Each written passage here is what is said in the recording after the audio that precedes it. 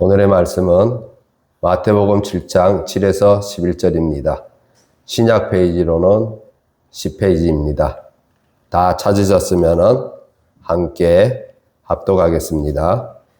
구하라 그리하면 너희에게 주실 것이요 찾으라 그리하면 찾아낼 것이요 문을 두드리라 그리하면 너희에게 열릴 것이니 구하는 이마다 받을 것이요 찾는 이는 찾아낼 것이요 두드리는 이에게는 열릴 것이니라. 너희 중에 누가 아들이 떡을 달라 하는데 돌을 주며 생선을 달라 하는데 뱀을 줄 사람이 있겠느냐. 너희가 악한 자라도 좋은 것으로 자식에게 줄 줄 알거든. 하물며 하늘에 계신 너희 아버지께서 구하는 자에게 좋은 것으로 주시지 않겠느냐. 아멘. 오늘 말씀은 가장 좋은 것으로 주시는 아버지의 뜻이라는 제목으로 함께 말씀을 나눠보려고 합니다. 우리는 기도해야 하겠죠. 우리는 하나님을 믿는 성도들이니까 기도를 해야 합니다. 하나님을 믿는 사람들은 기도를 하는 사람들입니다. 기도는 믿음이니까 우리가 의지하는 대상이 있으면 그 사람을 찾아가서 부탁을 하겠죠. 그 사람이 나와 잘 알든 잘 알지 못하든 그거는 아무 상관이 없죠. 그 사람이 내가 부탁하는 것을 이루어 줄 수 있는 능력을 가지고 있는 사람이라는 것이 중요한 것이에요. 잘 알면은 잘 아는 대로 부탁을 하면 되고 잘 모르면 귀한 선물을 준비해서 찾아가 부탁하는 거죠. 이 준비한 선물이 뇌물이 되는 겁니다. 주로 돈봉투가 오가게 되는데 세상 사람들도 자기가 원하는 것을 구하거나 이루고자 할 때 적극적으로 그 대상을 찾아가서 구하는데 우리 예수 믿는 사람들이 그보다 못돼서는 안 되겠죠. 내가 원하는 것이 있다면 우리가 의지하는 하나님을 찾아가 기도하는 것이 당연한 겁니다. 세상 사람들에게 선물이 있다면 우리는 기도가 있습니다. 세상 사람들은 선물을 받아들지만 우리 하나님은 기도를 받아듭니다. 7절과 8절을 다 같이 읽을게요. 읽겠습니다. 구하라 그리하면 너희에게 주실 것이요 찾으라 그리하면 찾아낼 것이요 문을 두드리라 그리하면 너희에게 열릴 것이니 구하는 이마다 받을 것이요 찾는 이는 찾아낼 것이요 두드리는 이에게는 열릴 것이니라. 아멘. 예수님이 구하라 찾으라, 문을 두드리라 라고 하시는데 이 세 가지의 명령을 통해서 마음의 하나의 소리가 들려옵니다. 구하라, 찾으라, 문을 두드리라. 곧 믿으라 라는 거죠. 기도는 믿음이라는 겁니다. 믿음이 있는 자만이 하나님께 나아가 구할 수 있게 되는데 물론 형식적으로 기도할 수도 있겠지만 기도는 전 인격이 하나님과 교제하는 그 시간이므로 하나님이 우리의 기도를 외면할 수 없는 것이 바로 여기에 있습니다. 요즘은 젊은 사람들 사이에서 만나도 서로 얼굴 보고 얘기하는 것이 아니라 자신의 휴대폰을 보면서 대화를 한다고 하는데 이런 대화를 할 수 있는 것은 그만큼 진지하지 않기 때문이겠죠.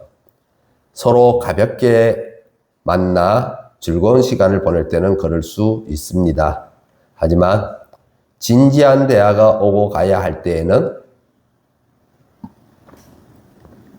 상대방에게 집중하게 되겠죠. 하나님과의 교제도 이와 같아서 우리에게 얼굴을 대면한다고 합니다. 하나님은 우리를 대하실 때 진지하게 대하세요. 그분은 우리와의 관계를 소홀하게 여기지 않아요. 우리와의 관계를 진지하게 여깁니다. 그러므로 우리의 기도를 외면하지 않는데 7절, 8절이 그 말씀인 거죠. 외면하지 않겠다. 구하라. 그러면 주겠다. 이겁니다. 찾아라. 그러면 찾는 것을 주겠다. 이겁니다. 두드리라. 그러면 두드리는 문을 열어주겠다. 이겁니다. 여러분 믿습니까? 하나님이 내 기도를 외면하지 않으신다는 것을 믿습니까? 이러한 질문에 은혜에 대한 경험이 있는 분들은 아멘이라고 할 것이고, 기도를 해도 지금까지 어려운 가운데서 해결을 받지 못한 분들은 쉽게 아멘이라는 소리가 나오지 않을 겁니다. 기도를 하라고 하는데, 기도에 응답하시겠다고 하는데 도대체 그것이 언제냐 하는 거죠. 그래서 기도도 마귀와 사탄의 틈을 탈 수가 있어요. 공중권세에 잡은 자는 우리의 연약함을 정확히 파고 들어옵니다. 이들은 놓치지를 않아요. 기도에 응답하는 하나님의 방식을 잘 알고 있어요. 우리보다도 더 하나님의 말씀을 잘 알고 있기 때문에 우리의 마음이 상할 때를 정확히 파고 들어옵니다. 우리가 기도를 하지 못하게, 우리가 실족하게, 우리의 입에서 기도가 나오지 않는다는 소리가 나오게, 우리가 하나님의 말씀을 믿음으로 받아들고 열심히 기도를 한다는 것을 알죠. 그런데 하나님이 응답하는 방식도 안다는 겁니다. 기다림, 인내, 이런 것들이 하나님의 기도 응답에 꼬리표처럼 붙어 있으니까 인내의 한계를 느끼는 사람을 우는 사자처럼 찾아다니며 그를 삼키려고 합니다. 이런 경우 욥기 1장에 천상회의가 그려지는데요. 욥을 시험해 보기 위해서 하나님과 사탄이 합의를 하는 것처럼 우리의 기도에도 이러한 하나님과 사탄 사이에 천상회의가 있지 않을까. 사탄이 이러는 거죠. 하나님이 기도에 잘 응답해 주니까 사람들이 믿음을 갖고 기도하는 거죠. 응답을 안 해주면 저들이 예수님에게 믿고 기도할까요? 그럼 하나님이 이러는 거예요. 네 말대로 해보자. 하나님과 사탄 사이에 이러한 천상회의가 있지 않았을까? 그러면 우리는 기도에 대한 응답은 요원한 것처럼 느껴지고 혹시 내일은 응답이 있을까라고 기다리며 기도를 하지만 역시 강감무소식일 때는 지쳐가기 시작하는 거죠. 그래서 기도가 잘못되었나 하고 생각해 보기도 하고 나를 돌아보는 시간까지 가져보지만 다른 사람의 간증에서 듣는 기적 같은 체험은 동화책의 이야기 같고 나에게는 차가운 현실만이 느껴지는 거예요. 그러면 점점 기도가 안 되는 겁니다. 기도하고 싶은 의지가 꺾이고 기도하고 싶은 마음이 점점 약해지는 거죠. 이때가 마귀 사탄이 기다리던 때이죠. 우리와 하나님 사이에 틈이 벌어지고 있는 것이 보이니까요. 이러한 틈에 끼어들어와 마음속에다 속삭이는 겁니다. 기도해도 응답이 없잖아. 라고. 야, 네 일은 네가 하는 거지. 기도한다고 되는 게 아니야. 라고. 사탄 마귀가 더 잘 알고 있어요. 기도에 대해서요. 그러나 마귀 사탄이 아무리 잘 알고 있어도 하나님은 이미 밑그림을 다 그려놓고 있어요. 욥의 얘기에서 보듯이 하나님은 사탄의 이런 꾀를 사용해서 우리의 믿음을 연단하는 도구로 사용하고 있습니다. 항상 하나님이 밝히고자 하는 것은 내가 누구냐 하는 겁니다. 하나님이 어떤 분이시냐 하는 거죠. 욥의 결말이 보여주듯이 창조주 하나님을 깨닫게 만드는 거예요. 전지전능하신 하나님을 알게 만드는 거죠. 세상의 참된 주인이 누구인지 새기게 되는 겁니다. 하나님은 창조주 하나님이시고 세상의 주인이라는 거죠. 이것을 우리에게 분명히 하고자 하는 거예요. 우리의 기도도 바로 여기에서 출발을 하는 거예요. 우리가 믿음을 가지고 기도하는 것도 다 여기서 출발하지 않으면 다 허상이 됩니다. 하나님이 나를 세상에 만들어 놓았는데 실증이 나서 어디 상자 안에 처박아 놓은 인형이 아니라는 거예요. 여전히 우리가 살아가고 있는 모습을 보고 계신 분이고 그렇게 살고 있는 우리를 기뻐하시는 분이세요. 그래서 그분이 한 사람 한 사람 다 지켜보고 계시는 거죠. 하나님이 만들어 놓은 피조물들이니까 그래서 어떤 사람은 보고 기뻐하지만 어떤 사람은 보고 마음 아파하시고 어떤 사람은 보고 화가 나시는 거죠. 그분이 우리를 상자 안에 처박아 놓은 인형 취급한다면 우리를 지켜볼 필요도 없고 우리가 어떠한 삶을 사는 것에 대해서도 관여할 필요도 없고 우리를 구원하신다고 이 땅에 내려와 멸시와 전대를 받으실 이유도 없는 거예요. 그러나 하나님은 자신이 만든 한 사람 한 사람 자신의 피조물들에게 사랑을 느낍니다. 아버지의 사랑을 느끼는 거죠. 우리를 보면 사랑스러운 겁니다. 그래서 우리를 자유인으로 만들어주고 싶은 거죠.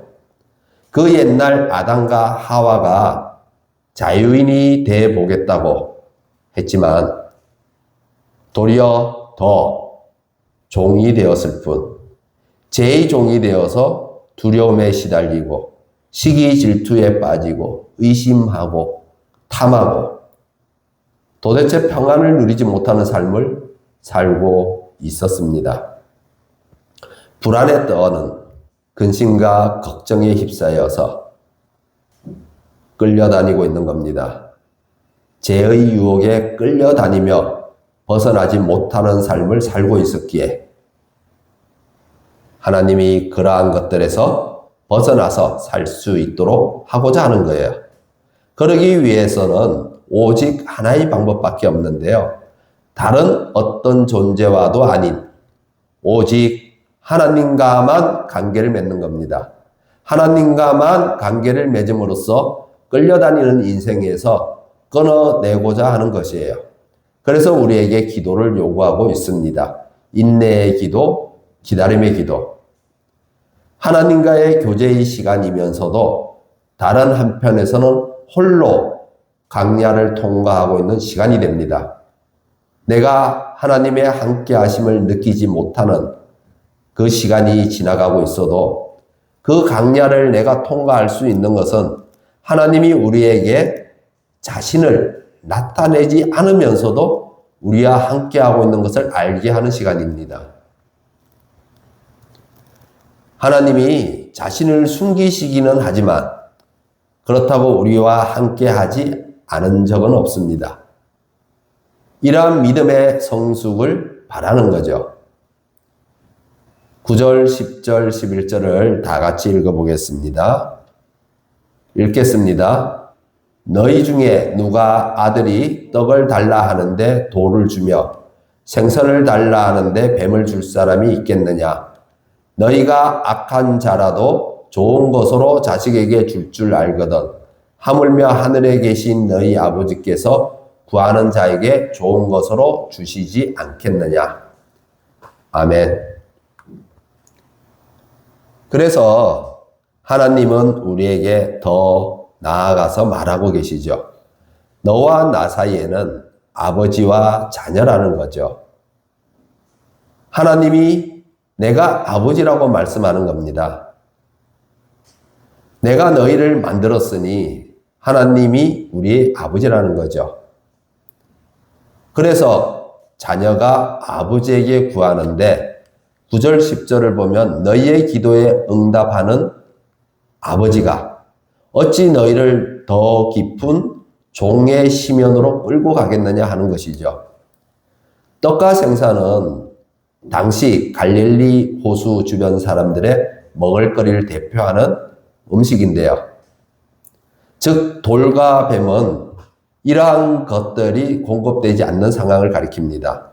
특히 돌은 예수님이 광야에서 마귀에게 시험 받을 때에도 나왔던 것으로 가장 기본적인 삶의 보장도 받을 수 없는 광야의 상태를 나타내는 말입니다. 따라서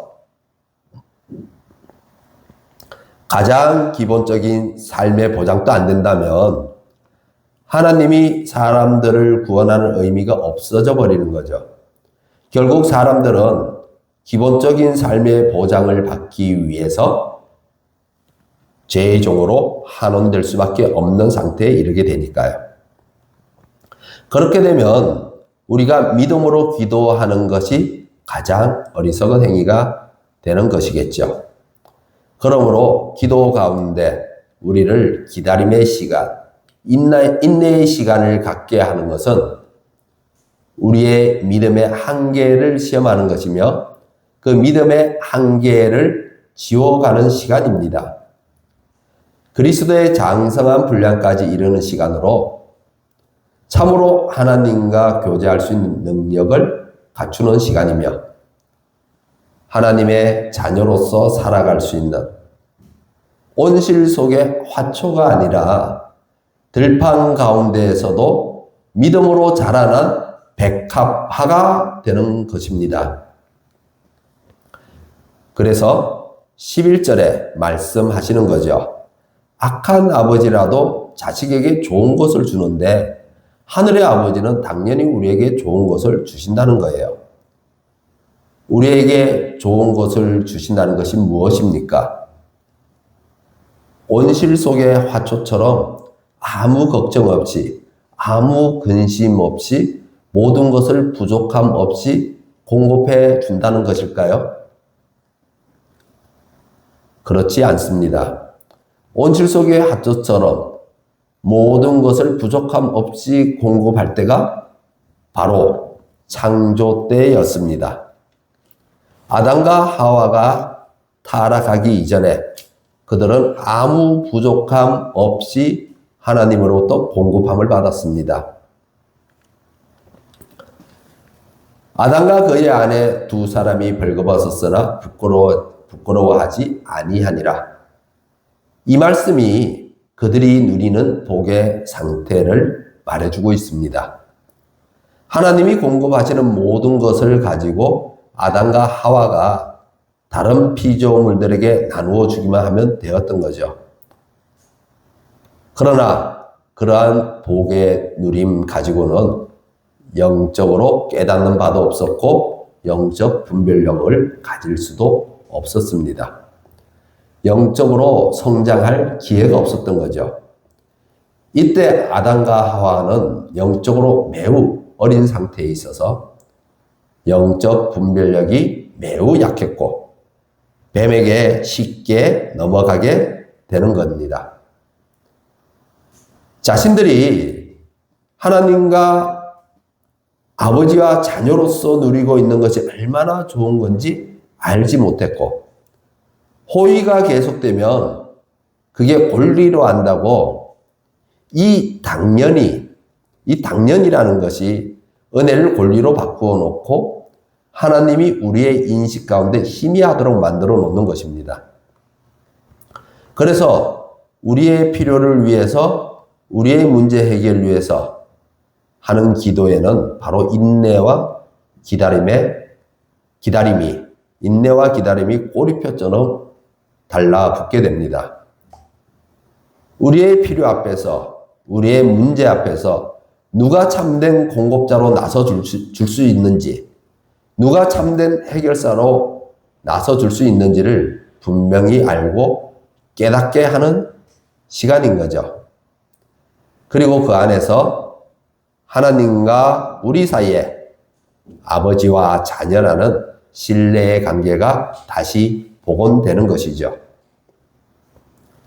아담과 하와 때 깨어져 버린 신뢰의 관계, 뱀의 유혹을 받아서 우리 안에 만들어진 하나님과의 의심의 관계가 해소가 되고 다시 아버지와 자녀라는 아주 끈끈한, 다시는 누구도 끼어들 수 없는, 틈이 벌어지지 않는 관계, 이 관계가 우리에게 가장 좋은 것입니다. 지금도 우리는 기도 가운데 기다리지 못하고 의심의 시간들을 보내곤 합니다.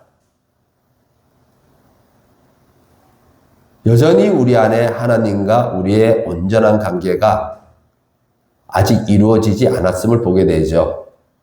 우리는 그 기다림의 시간들을 힘들어합니다.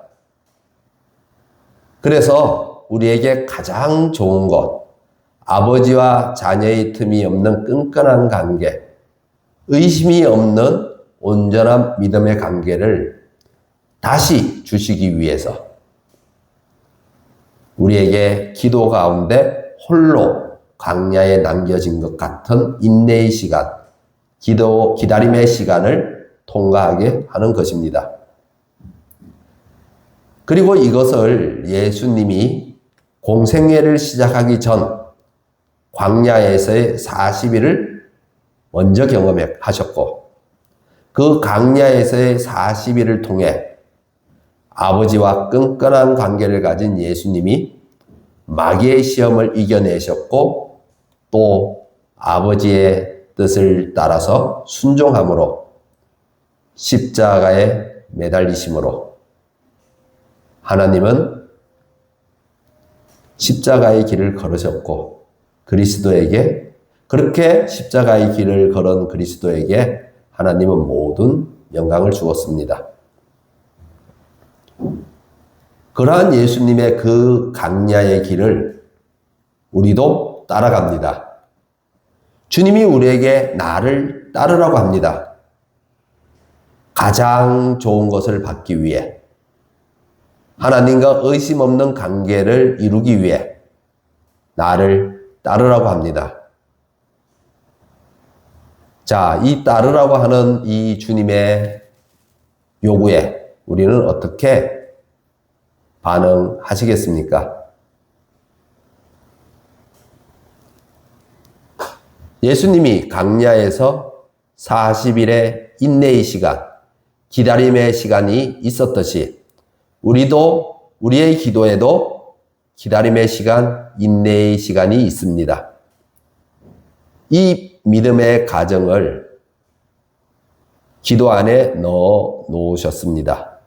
우리 주님은 가장 좋은 것을 주시는 아버지의 뜻을 따라 기도 가운데 인내의 시간, 기다림의 시간을 가져서 하나님 아버지와 자녀의 관계가 맺어지는 열매의 성도들이 되시기를 주님의 이름으로 축원합니다. 아멘. 기도하겠습니다.